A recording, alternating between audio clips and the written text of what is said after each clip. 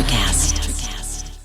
Hi, and welcome to Deep Leadership. I'm your host, John Rennie. Well, I hope all is well with you today. It is Saturday morning, and I'm drinking a hot cup of Bottom Gun coffee from my friends at bottomguncoffee.com. I have another great show lined up for you, but before we get started, I just wanted to mention my latest leadership book. It's called You Have the Watch, and it's available on my website and on Amazon. In fact, it's a #1 new release and bestseller on Amazon. I'm really excited about this new book because it's not actually a book. It's a guided journal for leaders that will take you through an entire year of leadership training. There are 50 themes in the book, and each day you'll reflect on a different facet of that theme. Now, this journal is designed to be on your desk at work for you to read and reflect on for about 15 minutes each morning. Leadership skills are like any other skills. You need to practice them to get better at them, and this journal helps you practice those skills. Now, if you're interested in this guided journal, go to youhavethewatch.com or Amazon to pick up your copy today. If you're looking for other ways to support what I do on this show, purchase any one of my books on johnsrennie.com, and podcast listeners can use the discount code DEEP at checkout for additional savings.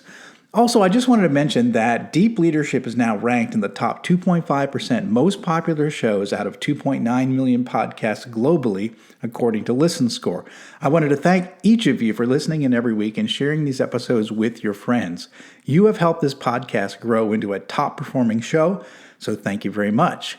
Well, that is it. Today we're going to be talking about positive leadership, and my guest is Dr. Craig Dowden. Craig wrote the book on this subject. He's the author of Do Good to Lead Well, The Science and Practice of Positive Leadership. He's going to help us understand how to get the most from our teams in a positive way. I love Craig's approach, and I know you will as well. So, are you ready to dive in? Let's get started.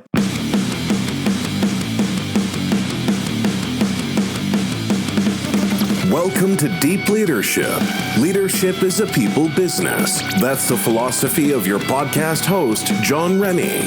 As a former Cold War submarine officer who spent 20 plus years leading businesses in corporate America before starting his own manufacturing business, he knows that leadership matters.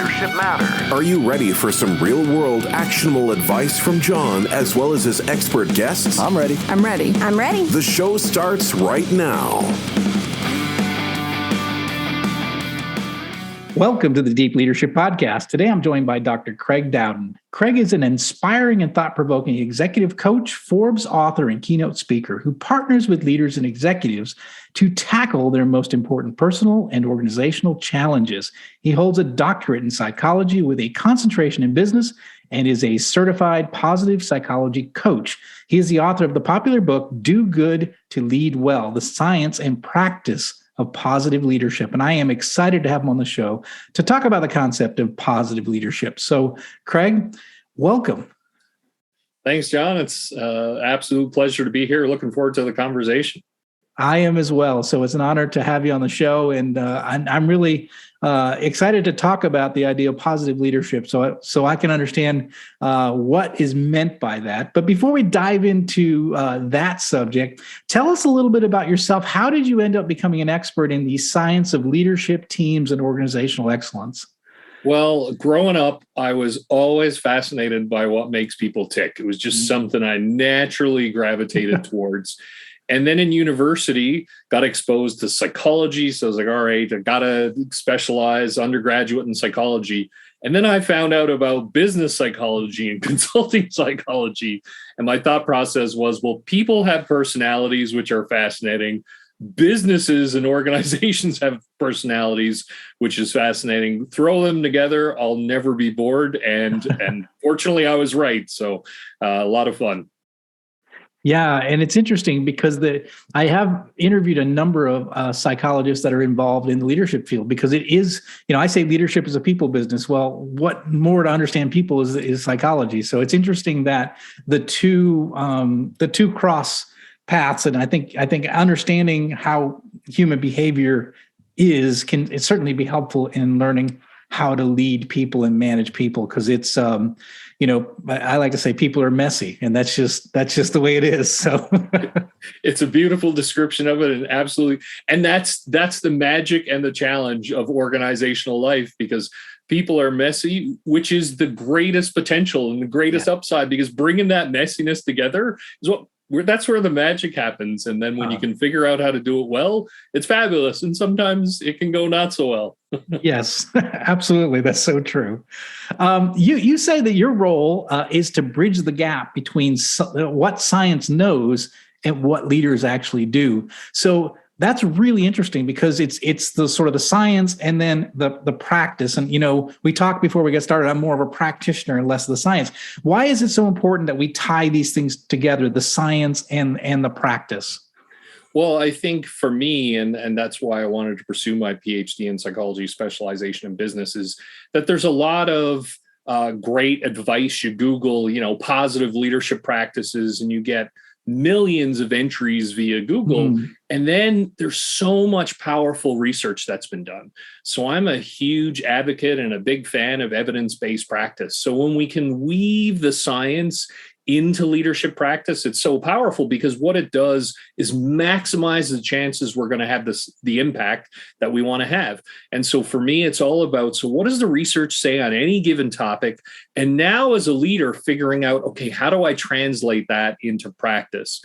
And so I love that intersection because sometimes there's a heavy focus on the research side, and then, well, what do we do with that? Or there's a focus on the practitioner side, which is great. And then it's, okay, so how do we build that bridge between the two?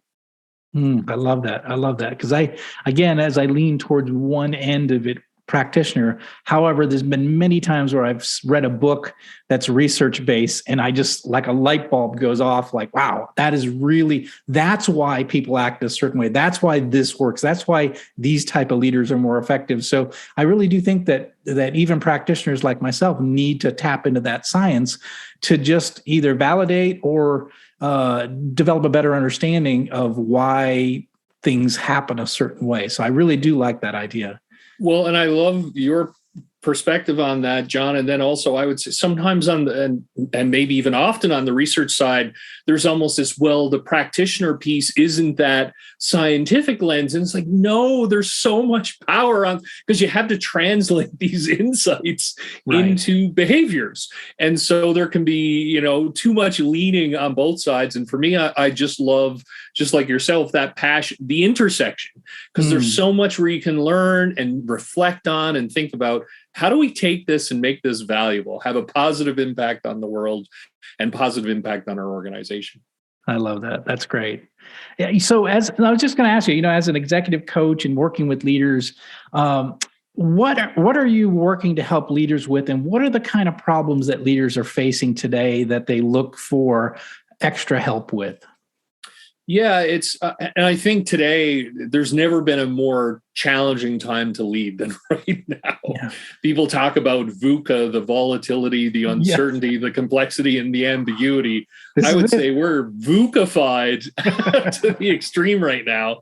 And the challenges that I support my clients in facing and working through is really around, how do they bring the best out of themselves and how do they bring the best out of the teams and the organizations that they lead? And so, and as you talked about so rightly at the beginning, John, around that people are messy and we are messy. And so cutting through the noise, figuring out what drives us, what motivates us, what drives others, what motivates others, and then figuring out how to get us all aligned in a common direction, that's really critical. And so I'm very much focused. I'm not talking about how do you structure your business or streamline your operations. It's really around an internal job, if you will, about restructuring ourselves and aligning ourselves to ensure we have the impact we most want to have. And that's all around mastering our mindset and mastering our emotions and impacting the people around us. Yeah, that sounds good, and it's going to lead into your next book, which I want to talk about. But let's talk about this first book, because I really like the idea of do good to lead well, and again, this is the intersection of science and practice of positive leadership. So take us into a little bit about why you wrote this book. And this book's been out for a little while, but tell us why you wrote this book initially. Yeah, and thank you for asking the question. That's great. For me, through my executive coaching practice, one of the things that I saw and heard in conversations that I was having is a lot of times executives and organizations I was working with, they were struggling with, well, do I do the right thing or do I drive results? And they almost saw it as mutually exclusive. So I can leave, let my ethics and integrity go and drive exceptional results, or I can do the right thing and necessarily my results won't be as powerful.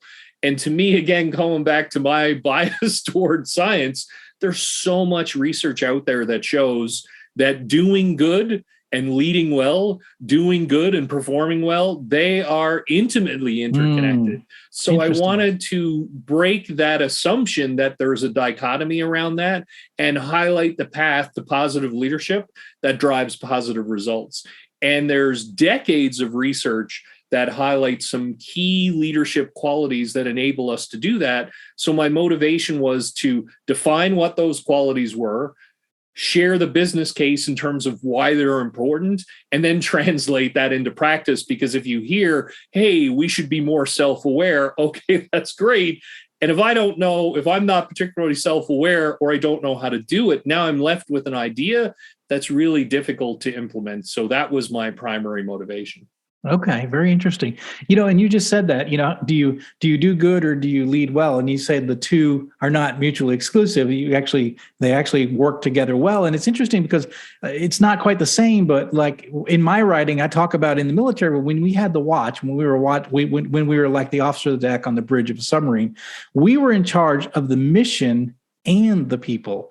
So it was both, right? And so, and it's always the mindset I've always had in leadership in business is that it's the people and the mission, and the two can combine together. And if you're considerate about the people and considerate about the mission, you're going to be more successful than if you just focus on one or the other. And it's not the same, but it's a little bit similar. It's the and. And I think that's what I got excited when I read your material, because it's consistent with what I have seen as well. Well, what I love about that example, because I'd love to build on that, because no matter how great, and I'd be curious for your take on this, to me, I imagine no matter how amazing the mission is that you're about to go on and how intricately laid out it is, if you don't have the people on board and you don't have them engaged in the execution of that mission, well, I would imagine there's a significant risk that that's not going to achieve what you set out to do. And I love how you look at that in that way, because I think that for us, sometimes, once again, we can overweight either of those sides. I think it's really critical to say, hey, the people are essential to integrate our mission. No matter what field we are in, the people are the key. Yeah, absolutely. And it's not one or the other, it's both. And I think that's what I like about what you talk about, because it's this idea that you need both to be able to be successful. And I think that's missing in a lot of managers, where they're focused solely on mission, or they're focused maybe solely on people, and they forget the mission. It's bringing the two together. So yeah, that's great. Well, so go ahead. No, I was going to go ahead. We're having so much fun. We're jumping in. No, I was going to say earlier, because you made such an amazing point, John, around and it's the connective tissue, which is so powerful, right? Yeah. Is that now you're bringing both together rather than waiting on one side or the other. It's how do you build a bridge between the two? Yeah, absolutely. So define positive leadership, because I might in my back of my mind have an idea of what that might be. It's a very specific concept. When you say positive leadership, what does it mean in your mind? Well, positive leadership is around when our words, when our behaviors have a positive impact on the environment around us. So it leads to progress. It leads to positive gains. We're advancing. And then that's essentially summarizes it's for people, it's for organizations, it's our goals. All of those things are moving forward. And I think that's the real magic, is when we're able to accomplish that. That makes a lot of sense. I always say that leadership is like a pebble dropping in a pond. There's ripples that you leave, and those ripples can be negative or they can be positive. And my thought is I want to leave a positive legacy everywhere I go. That I've impacted the organization, I've impacted the people that work for me, and you want to leave a positive legacy, not a negative one. But there are some managers out there that they don't care what's in their wake. They're just getting focusing on the objective and getting it done, and they leave a lot of a lot of frustrated employees and disengaged employees in their wake because they're so singular focused on their particular mission or their particular career path. And so what you're saying is positive leadership is the idea of you're making those positive ripples in the organization and the people and the results.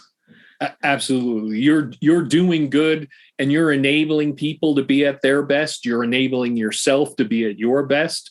And that is the most energizing force that we can have when we feel like we're making a positive contribution, as some psychologists call it, the bigger than self goals. So it's more than just me. I'm contributing positively to my environment, to the global community.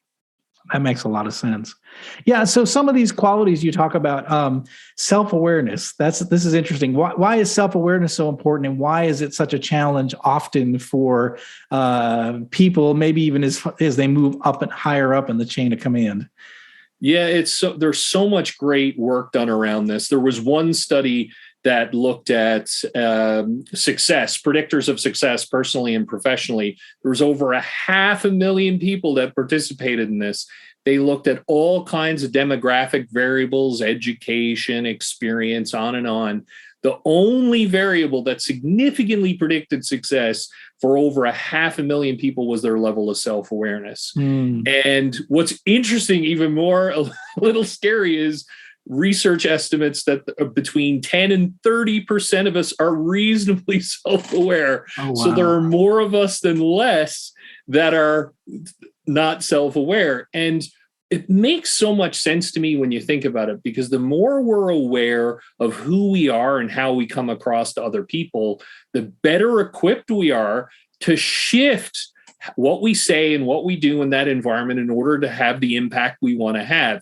And I'm sure I'm sure your listeners know, your viewers know, people who are wildly not self-aware, and they think they're having one impact on the environment. They're having the exact opposite. People don't trust them. People don't want to engage with them at the next level.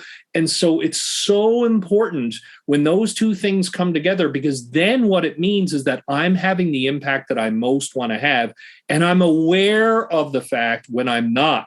So I can pivot and change and use a different strategy. And your question around what makes it so challenging is that most of us have, I call it the illusion of competence, because we are ourselves every single day. Well, who knows me better than me? Yet the challenge is I'm inherently biased, and we all tend to have a self-serving bias, see ourselves in the best light. So unless we can get feedback from our environment and from the people around us, we are likely to step on our own rakes and create some challenges. So This is why self-awareness is so mission critical to our success as individuals and as business leaders. We'll be right back after a quick word from our sponsors. Leadership skills are like any other skills. You need to practice them to get better at them. Best-selling leadership author John S. Rennie knows this. That's why he's written a new book called You Have the Watch. It's a guided journal for leaders designed to take you through an entire year of leadership training. By the end of the year, you will master 50 of the most important leadership skills. If you want to have a greater impact on the results and people in your organization, go to youhavethewatch.com and pick up your copy today. Yeah, to me, it registers the fact that the number of people who are self-aware is very low, and it's one of the sources of frustration for me, because I think the people that consume this type of content, so leadership podcasts and read books and they're watching TED Talks, these are typically good leaders that are trying to get better.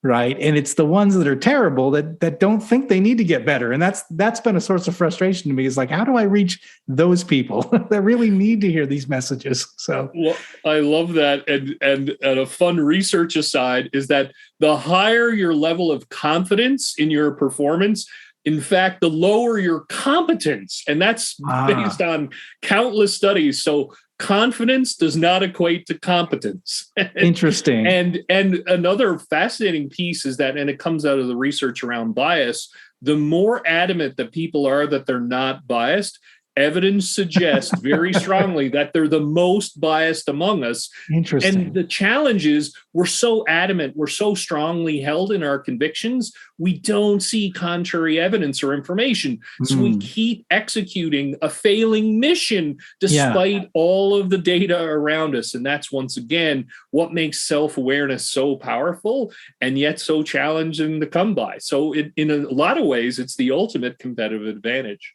Yeah, interesting. Wow. All right. Okay. So the science backs up what I've seen, and a source of frustration for me. I love my listeners because they're always trying to get better, and they're reading my books and they're consuming content. They want to get better and better, and I think it's great. But the purpose of this podcast is to build a world with better bosses. And so we're making the people that listen are getting better, but how do we get more people listening and more people engaged and realize that this is good for their career? It's good for their businesses. We're trying to get them to be better, but it's interesting. It's hard, but the fact that such a small portion are not self-aware kind of rings true from what I've seen as well. Yeah, absolutely. One area is humility, which is kind of, as a way, it's a bit counterintuitive because humility is often seen as weakness, and, leaders are supposed to be strong. But how should we be thinking about humility when it comes to leadership? Yeah, it's such a great point that you make. And what's interesting, again, let's refer back to the research. When people say, what type of leader would you most want to work for? Humility ends up being right at the top of the list. Interesting. When you ask leaders, how important are each of the following qualities to your success? Humility ends up at the very bottom. Right. And it's because of your point and that mistaken assumption, well, humility is weakness. And that's a misattribution and a misunderstanding of what humility is, because humility is almost a special extension of self-awareness, because the definition is, when I'm humble, I'm comfortable with what I know and where my strengths lie, and I'm equally comfortable with what I don't know and where my strengths do not lie. And I recognize there are probably more of those than the former. And so now, by having that advanced level of awareness and acceptance, now what that does is say, hey, I understand where I add the most value, and I'm also open to when I need some support and assistance. And what's really cool about the research around humility and humble leadership in particular is, probably not surprisingly, humble leaders tend to drive high levels of engagement. Why? And you talked about bad bosses earlier, John. It's not all about them. It's not all about me. Because now if I'm working for you and you're a humble leader, guess what? You're going to shine the spotlight on me, which makes me feel really awesome, really valued. Now I'm going to want to bring my best to the job every single day, which now makes us all look good because we're not concerned about who gets the credit. And as they say, a rising tide lifts all boats, right? So it's so powerful. And now what it also does, when we exhibit humility, it maximizes the chances that people are going to provide us with constructive feedback, because we're going to demonstrate that openness. Hey, John, in order for me to be at my best, you've got to call me out on things. So please let me know when I'm not having a positive impact. Cool. Versus if I'm a narcissistic bad boss, as you call it, right? Well, I'm going to get angry when someone raises a helpful suggestion. Well, am I going to bother to share that in the future? Absolutely not. And I'd love to share a quote, because to me, it's a beautiful leadership mantra and life mantra from Adam Grant out of Wharton. And he's the best-selling author of Think Again. He's got some amazing TED Talks. So I'll paraphrase, he says, I speak with the conviction as if I'm right, and I listen with the conviction as if I'm wrong. And I love that. That's just a mic drop quote for me, because most of us are great at advocating passionately. I wonder how many of us listen as passionately about, maybe I haven't got this all figured out. Yeah, that's so neat. I ran into humility in my first manufacturing plant. I was 32 years old, and I realized, I thought I had to have all the answers because I was the plant manager, and but I was the youngest plant manager in this plant's history. And one of the things I found, the magic of that job was once I shut up and I started listening, I became a little more humble, and I just listened and observed and talked to people. I realized that all the answers were there. Everything I needed to know to do my job resided in the minds of my employees. But I had to sort of be humble enough to listen to the ideas and sort of, consider all the different opinions and to be able to kind of, to listen to the stuff. So I think part of that is I learned it just because it made sense, and I was able to make better decisions having listened to a lot of my more experienced employees. And so I learned humility not by reading, but by action. It actually worked really well in that operation. And then I ended up reading Jim Collins' Good to Great and learned about these level 5 leaders that with high levels of humility and personal will. And I went, this is a leadership model I can buy into, because that's what I've been trying to do. But I didn't know that was an acceptable leadership model, So when I learned that humility and strong will there was a cool combination, I was like, I have permission to be humble. So I'm really glad to see you embracing that, because I really do think that's an important element of leadership that we don't talk about enough. I'm with you 110% on that. And I would say in this, and we talked about this at the beginning as well, in terms of just the environment in which we're operating right now, things are moving so fast. Like the pace of change is unbelievable. Yeah. So for us, we need access to so many different perspectives and sources of information, and things are changing on the dime. So if we're not listening, as you say, so much stuff is going to pass us by, and nobody can know everything. Yes, so we've got to, our job as leaders is really to drive to maximize employee voice, the people around us, so we can learn from their experiences and their perspectives, because that's truly the pathway to success. Yeah, I agree. Yeah, absolutely. That's so neat. So you've got a new book coming up, and I'm excited to talk about that. It's called A Time to Lead: Mastering Yourself So You Can Master Your World. Now, why did you decide to tackle this subject, self-mastery?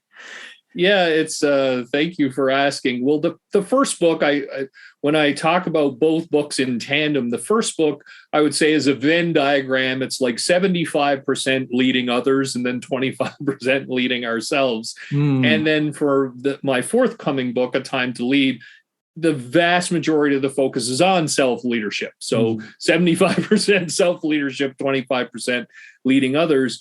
And fundamentally, great leadership is essentially driven by great self-leadership. So we have to lead ourselves. And this has never been more important than right now, because as leaders, we are being asked to contribute to and have perspectives on things that we never had to before. So I really wanted to drive the focus inward and say, so how do we go about the journey of mastering ourselves so that we can be at our best for the organizations that we lead? I love that. A friend of mine wrote a book called, his name is Mike Irwin. He wrote a book called Lead Yourself First. And so the idea is, take care of that, put your mask on first before helping others. It's a big part of it. And I know, having spent 30 plus years in the trenches as a leader, I know that if you're not physically, spiritually, emotionally, financially, physically strong, you're gonna struggle because you're gonna face a lot of let's just say not everybody's happy when you walk in as a leader, right? Not everybody is just happy that you're in charge, right? And your competitors aren't just going to bend, fall over and let you take over their market share, right? So it seems as if everyone's against you when you're in leadership roles. So you have to be strong. You have to be able to have a good self-mastery if you're going to be able to, overcome all of these internal and external forces that are on you as a leader. So I really commend you for this, because I think it's a really important subject. You talk a little bit about mastering mindset and emotion. So how are these things? How are these important in a leadership role? I would say they're the foundational building blocks. Because our mindset, it's amazing. When you look at the research, there's so much incredible research around mindset. And I would encourage your listeners, viewers, to check out Carol Dweck's work around growth mindset and fixed mindset. Yeah. And what the evidence is overwhelmingly clear on is the fact that our mindset impacts our experiences. Yes. So if I show up to a meeting and think, oh, this is going to be the worst meeting I've ever attended, going to be a complete waste of time, guess what? We're likely right, because all I'm going to look for are data in my environment that supports that case. So our mindset and how it impacts our reality and our lived experience is so important. And do we see a situation as an opportunity, or do we see it as a threat? And all of those things matter. And so for us to master our mindset and be very clear and understand what kind of mindset I'm in and how I'm approaching things, what data I'm going to be most sensitive towards, really crucial. So a foundational building block, and to maximize the times we spend in growth mode. Then on the emotion side, and you touched on this as well, right? As a leader, you're just going to get challenges from all kinds of different directions. Yes. The people on your team, the people within your organization, your competitors, your stakeholders, your clients. So there's always challenges. So then being very clear on our emotions and recognizing the emotions that we're experiencing. So there's lots of fantastic research around the more we can label our emotions accurately, the more effective we are at processing them, the more resilient we are, the quicker we can bounce back and perform at our best. And then emotions are invaluable data points. Although a lot of people talk about, well, you got to get emotions out of business.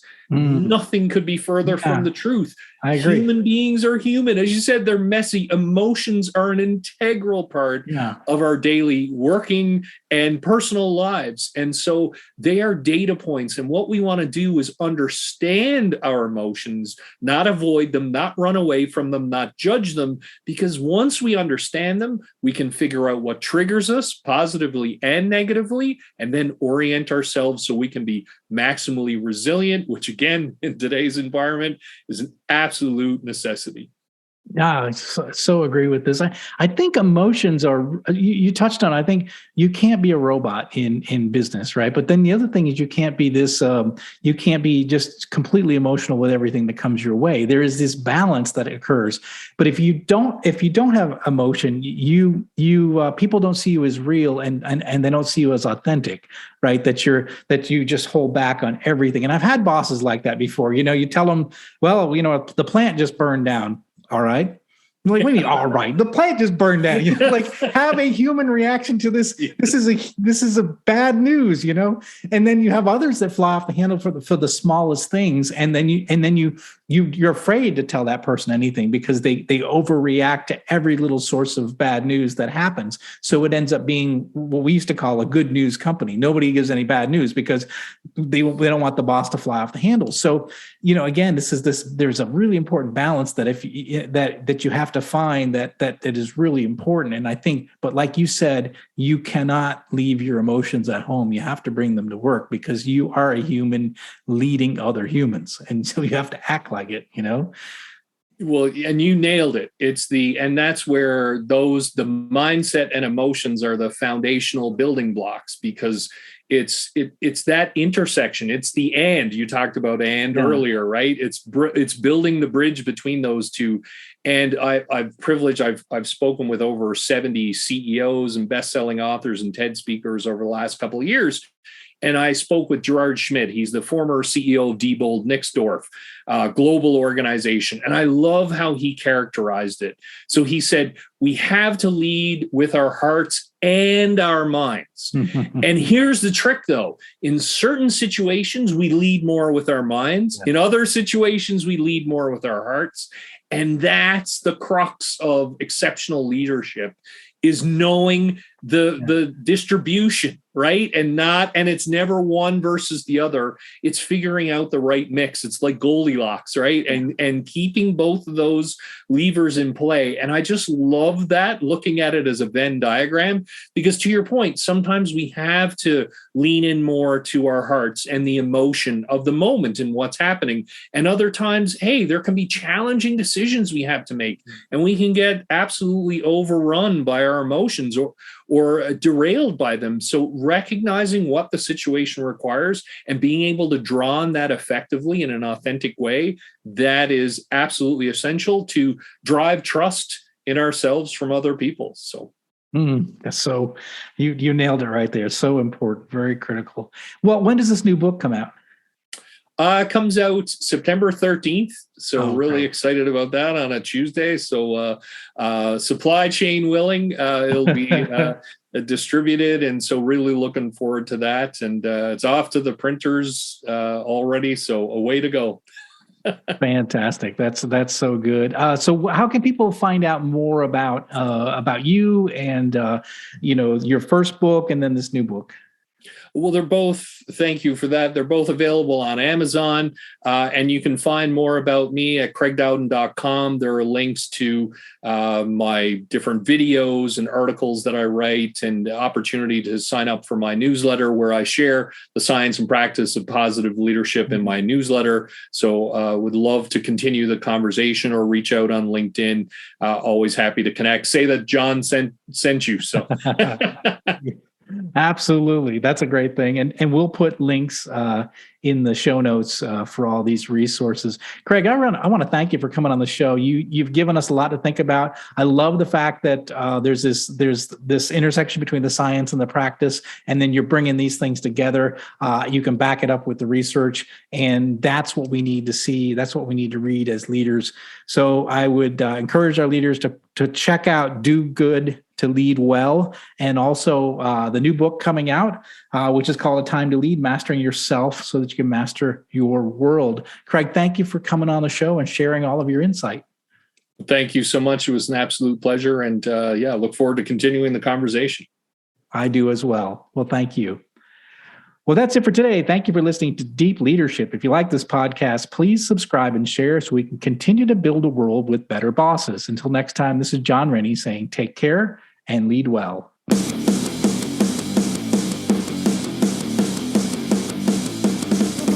Thank you for listening to Deep Leadership. Thank you. Thank you. Thank you, thank you, thank you for all you do. We hope you enjoyed today's episode. For more information and updates, please visit our website at www.deepleadershippodcast.com or johnsrennie.com. Until next time, take care.